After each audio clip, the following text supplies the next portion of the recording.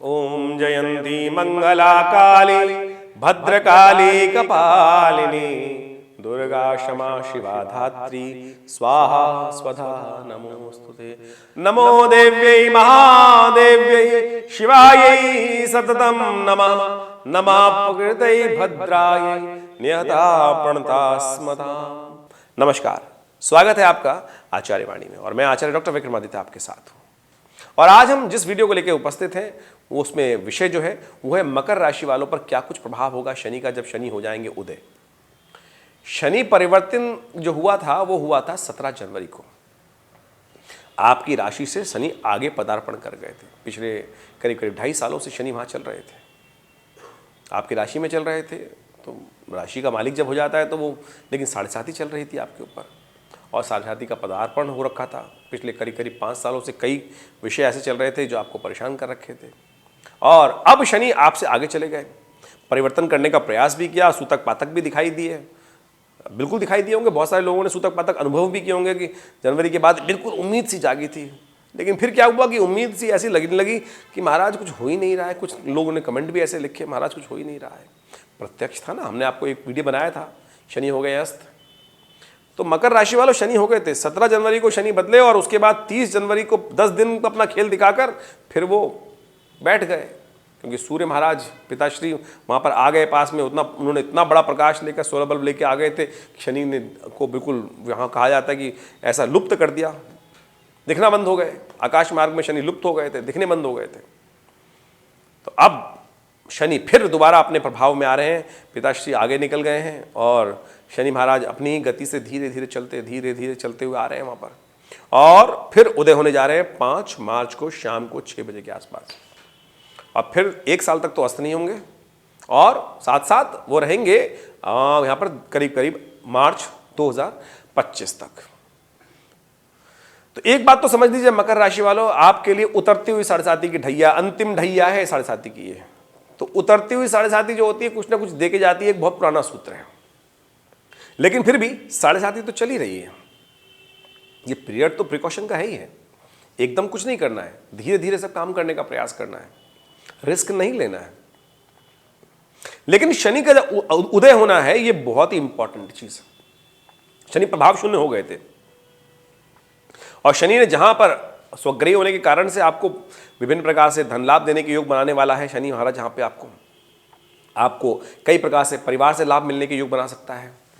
शनि कई प्रकार से आपके कष्टों को दूर कर सकता है जहां पर आया है वो कई प्रकार के योग, क्योंकि द्वितीय भाव जो है वो विशेष तौर पे समझें, ये भाव जो है ये धन का भाव है, ये क्रिय विक्रिय ट्रेडिंग का भाव है, नए कार्य को आरंभ कराने का भाव है।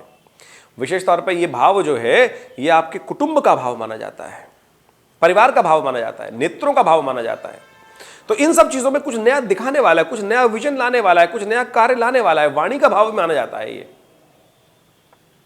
तो बहुत कुछ नया लाने वाला है शनि महाराज ये पदार्पण। लेकिन अस्त हो गए थे इसलिए शक्तिहीन हो गए, इसलिए उसका प्रभाव। अब शनि जब उदय होंगे 5 तारीख के बाद तो बहुत कुछ आपके लिए लाने के योग बना सकते हैं। तो शनि का जो ये खेल है बड़ा ही विचित्र है। तो इन सब चीजों में, कुटुंब में, परिवार में, धन में कुछ नया चीजें प्राप्त होने के योग बनने वाले। शनि का समझे दृष्टि कहां का पड़ रही है, क्योंकि ओवरऑल समझना पड़ेगा कि शनि क्या करने क्या जा रहा है। शनि की दृष्टि पड़ रही है आपके चतुर्थ भाव पर। शनि की दृष्टि पड़ रही है आपके चतुर्थ भाव, किसका स्वामी है? माता का भाव है। चतुर्थ भाव सुख का भाव है, चतुर्थ भाव भूमि का भाव है। और चतुर्थ भाव किससे दृष्टि के साथ साथ सुख का भाव भी माना जाता है, वो जायदाद का भाव माना जाता है। ये सब चीजों में थोड़ा सावधानी रखते हुए काम कीजिएगा। इन्वेस्टमेंट जमीन में अभी सावधानी के साथ करना है, जमीन से नुकसान हो सकता है, इस बात का भी ध्यान रखना है। आपको लोन चढ़ सकता है आपके ऊपर, लाइबिलिटीज आपको परेशान कर सकती हैं। धन तो आएगा लेकिन लाइबिलिटी के फॉर्म में ना आए, इस बात का आपको ध्यान रखना है, नहीं तो फिर लाइबिलिटीज परेशान कर सकती हैं। तो लाइबिलिटीज से बचते हुए आपको काम करने के प्रयास है। इस समय जो लोन है वो आपके ऊपर बहुत ज़्यादा आने वाले 2 सालों में बहुत ज़्यादा कुछ परेशान करने के योग दे सकता है। तो आप बहुत सावधानी के साथ बुद्धि का विचार करते हुए इस काम को करने का आपको प्रयास करना चाहिए, अन्यथा कई परेशानी का योग बन सकता है। पेट का ध्यान रखें, प्राकृतिक भोजन करें, क्योंकि वहाँ चतुर्थ भाव जो है पेट का भाव भी है। शनि की दृष्टि वहाँ पड़ रही है और शनि की दृष्टि किसी प्रकार भी अच्छी नहीं मानी जाती। तो आप इन सब चीज़ों से संबंध रखते हुए काम सावधानी के साथ करने का आपको प्रयास करना है।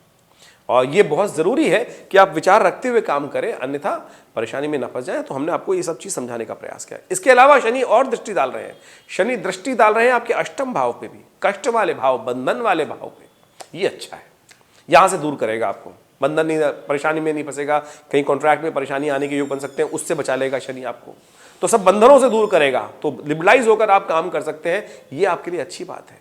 लेकिन शनि की दृष्टि आपके लाभ पर भी पड़ रही है, तो लाभ में थोड़ी कमी कर सकता है। इसलिए लाभ में कमी क्यों होगी? क्योंकि ब्याज, लाभ यदि ब्याज ही उड़ जाएगा सारा का सारा, जो लोन आपको बढ़ेगा तो वो आपके नुकसान को, आपको लाभ में कमी ला देगा।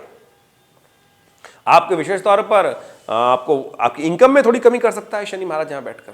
तो धन ला तो रहा है लेकिन लायबिलिटी के फॉर्म में ला रहा है, तो इनकम, आप इस बात का ध्यान रखना है कि आपको बहुत ज्यादा अपनी इनकम किस चीज से कम होती है? खर्चों से विशेष तौर पर कम हो जाती है।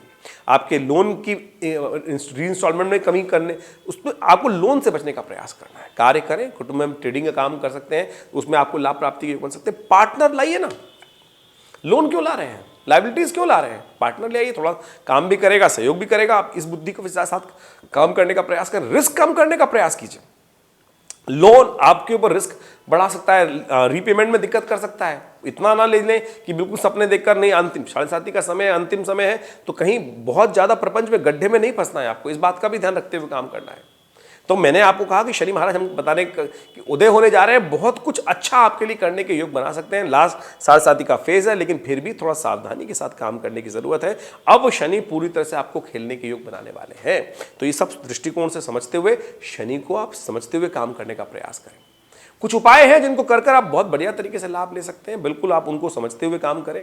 कुछ खास उपाय हम आपके समक्ष उपस्थित करें, बहुत सारे वीडियोस हमने आपके लिए बनाए हैं समय समय पर, और उनमें हमने आपको अनेक प्रकार के उपाय भी बताने का प्रयास किया है। शनि के अनेक उपाय हो सकते हैं, सबके सब लाभ देते हैं और बढ़िया तरीके से लाभ देते हैं। आप सबसे पहले तो शनि का मंत्र जप कीजिए, ओम प्रांग प्रींग प्रोंग से शनिश्चराय नमः, इस मंत्र का जप करने का प्रयास कीजिए। ये बहुत जरूरी मंत्र है आपके लिए, क्योंकि शनि महाराज जिस प्रकार का प्रभाव 7:30 गई नहीं है आप खासतौर पर गाड़ी वाड़ी चलाते हुए बड़ा सावधान रहें, क्योंकि शनि की 7:30 जब चलती है तो कई प्रकार के समय, टाइम और कई प्रकार की समस्याएं देने के योग दे सकती है। तो बहुत सावधानी के साथ चलने की जरूरत है, बहुत चीजों को सोच विचार कर काम करने की आवश्यकता है। इसका कतई ये अर्थ नहीं है कि आप बिल्कुल काम करना बंद कर दें, बिल्कुल काम करें, विचार करें, 2 बार एक्स्ट्रा विचार कर ले, उसके बाद करने का प्रयास कीजिए। काम आपके बिल्कुल जो पिछले करीब 5 सालों से रुके पड़े थे, उनमें गति आने के योग बनते दिखाई दे रहे हैं। हाँ, लाभ के योग बन सकते हैं, लेकिन थोड़े कम रहेंगे। उसके लिए आप भाग्य को जगाने का प्रयास कीजिए। भाग्य जागेगा कैसे? शनि का उपाय क्या किया जाए, वो आपको बहुत आवश्यकता है, निदान के तौर पर उसको समझ लेना चाहिए। सबसे बेस्ट उपाय यह है कि हनुमान जी का नित्य प्रति पूजन, हनुमान जी को चोला चढ़ाइए। हनुमान जी को बिल्कुल संदूर लेकर हाथ में, और बिल्कुल हनुमान जी को खूब अच्छे से उनका संदूर चढ़ा दीजिए। एक उड़द का दान, नित्य प्रति हनुमान चालीसा का पाठ, ओम हंग हनुमते नमः, इस मंत्र का जप कर लीजिए। और साथ साथ एक काम करिए कि आप उड़द की दाल का दान, काली उड़द, साबुत वाली जो उड़द होती है, उसका कभी कभी मंगल शनिवार के दिन दान कर दिया कीजिए अपने सामर्थ्य के अनुसार से। वैसे तो सतनाजा दान भी कर सकते हैं साल में 2-3 बार, लेकिन कम से कम उड़द का दान तो शनिवार के शनिवार अवश्य कर दीजिए। 1 कटोरी भी करेंगे तो कोई दिक्कत नहीं, जितनी आपकी सामर्थ्य उतना करने का प्रयास कीजिए। देखिए अब समय परिवर्तन की तरफ जा रहा है और आपके लिए बहुत अच्छे योग बन सकते हैं, लेकिन फिर भी 7:30 चल रही है, उसके उपाय लगातार करने का प्रयास कीजिए। इनकी बहुत सारी विचित्र बातें हैं समझने के लिए। देखिए शनि जब लग्नेश हो गए तो योग कारक हो गए। बहुत सारे लोगों के मन में ये विचित्र विडंबना उत्पन्न हो जाती है कि जब शनि शुभ हो गए, लग्नेश हैं, तो अशुभ कैसे? गोचर में तो उसका प्रभाव नहीं है, गोचर में तो अपने स्वभाव के अनुसार से प्रभाव करेगा ना। जन्मपत्री में शनि कहाँ बैठे हैं, कैसे बैठे हैं, क्या योग देने वाले हैं, उन सब चीजों की विवेचना करने की आवश्यकता होती है। देखिए एक बात मकर राशि वाले एक बात समझें कि जन्मपत्री में कई प्रकार की कुंडलियां बनती हैं, आमतौर पर केवल एक ही चार्ट देख लिया जाता है। हमें यह भी देखने की आवश्यकता है कि जन्म कुंडली में जन्म कुंडली प्रभावी है, चंद्र कुंडली प्रभावी है, सूर्य कुंडली प्रभावी है, कारकांश की कुंडली प्रभावी है, मैत्री कारक, आत्मकारक, कौन सी कुंडली प्रभावी है। कई बार हमने देखा कि जन्मपत्री से फलादेश आ ही नहीं रहा है, और जैसे ही दूसरी कुंडली चंद्र कुंडली के हिसाब से एनालाइज करने का प्रयास किया, खट से वो चीजें सब मिलती चली गई। तो ये विज्ञान, देखिए राशि कई प्रकार की होती है, लग्न की राशि भी तो राशि है, आपके नाम की राशि भी तो राशि है, कौन सी राशि प्रभावित हो रही है, ये तो अनुभव का विषय है। उन सब चीजों को शोध करके समझना पड़ता है, और फिर जाकर आपकी विवेचना करनी पड़ती है कि क्या होने वाला है भाई, कैसे होने वाला है, वो अनुभव का विषय है। और हमने इस प्रकार को बहुत शोध के द्वारा अध्ययन करने का प्रयास किया। हमारे पिता आचार्य श्री केशव देव जी महाराज ने दिल्ली में एक शोध संस्थान बनाया, विवेकानंद योगाश्रम। और मैं उस परिवार से संबंध रखता हूँ कि हमारे दादाजी के जो ब्रह्मानंद सरस्वती जी थे वो सगे मामा जी थे। उसी परंपरा से शंकराचार्य जी महाराज के पद पे आसीन हुए और ब्रह्मानंद सरस्वती जी के आशीर्वाद से पिताजी को इस क्षेत्र में आने का सौभाग्य प्राप्त हुआ और उन्होंने भारतीय संस्कृति में विभिन्न प्रकार के शोध किए। और विभिन्न प्रकार के शोध करने के उपरांत विभिन्न पुस्तकों के साथ उनके साथ जुड़े रहने से हमको भी वो संस्कार प्राप्त हुए और उनसे सीखकर हमने इस संस्थान को आज आगे बढ़ाने का जो छोटा सा एक प्रयास शुरू किया है पिताजी के आशीर्वाद से। आप सब उन आशीर्वाद को ले सकते हैं। भगवती का स्वयं श्री विग्रह, बड़ा चमत्कारी श्री विग्रह, जो चमत्कार उपस्थित करता है, साक्षात वार्तालाप करता है, साक्षात इशारा देता है कि प्रसन्न है या अप्रसन्न है, कार्य ठीक कर रहा है या नहीं कर रहा है व्यक्ति। ऐसा चमत्कारी श्री विग्रह यहाँ उपस्थित है जो 1947 में मुल्तान से चलकर यहाँ मूर्ति आई और बिल्कुल चमत्कार है, अपने जीवन में हमने स्वयं देखा है। तो आप भी माँ भगवती के दर्शन करें। रविवार को विवेक आश्रम में, विवेकानंद योगाश्रम दिल्ली में बहुत बड़ा यज्ञ होता है। उस यज्ञ में सब लोग सम्मिलित हो सकते हैं सुबह 8 से 10 बजे तक।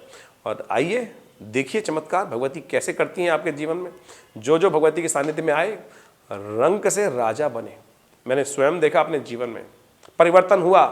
स्कूटर में आने वाला व्यक्ति कहाँ से कहाँ पहुँच सकते हैं, लोग जीवन में कहाँ पहुँच सकते हैं। तो आप भी इन सब चमत्कारों को देखना चाहते हैं तो जुड़िए दिल्ली में विवेकानंद योगाश्रम से। होगा चमत्कार, लाभ होगा। धन्यवाद।